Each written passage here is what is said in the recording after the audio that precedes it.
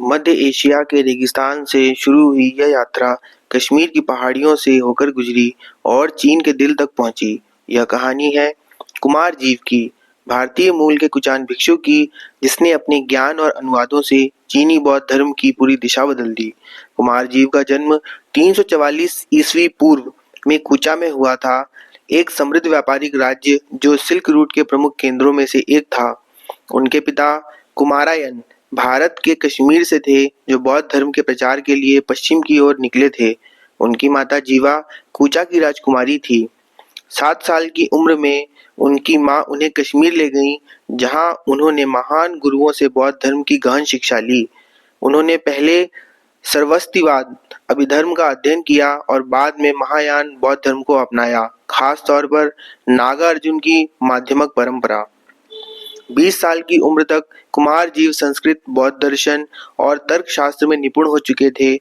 उनकी विद्वता की चर्चा पूरे मध्य एशिया में फैलने लगी। वे कूचा लौटे, जहां उन्होंने महान शिक्षक के रूप में सम्मान मिला और दूर-दूर से छात्र उनसे सीखने आए।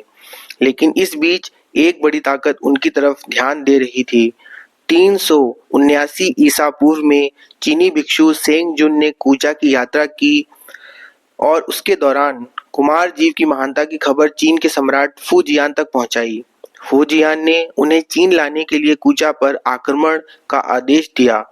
सेनापति लू गुआंग को भेजा गया कुमारजीव को लाने के लिए, लेकिन किस्मत ने करवट ली। सम्राट फूजियान की सत्ता गिर गई और लू गुआंग ने इस दौरान उन्हें जबरदस्ती कूचा की राजकुमारी से विवाह करने के लिए मजबूर किया गया, जिससे वे गहरे दुखी हुए।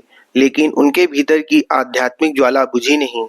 401 ईस्वी में चीन के नए सम्राट याओ शिंग ने अंततः लू गुआंग को हराकर कुमारजीव को छुड़वा लिया और उन्हें चांगयान, आधुनिक शियान लाया गया। चीन में उनका स्वागत एक आध्यात्मिक नायक के रूप में किया गया और उन्हें राष्ट्रीय आचार्य, नेशनल परसेप्टर का दर्जा मिला। अब उनका मिशन था संस्कृत बौद्ध ग्रंथों का चीनी भाषा में अनुवाद।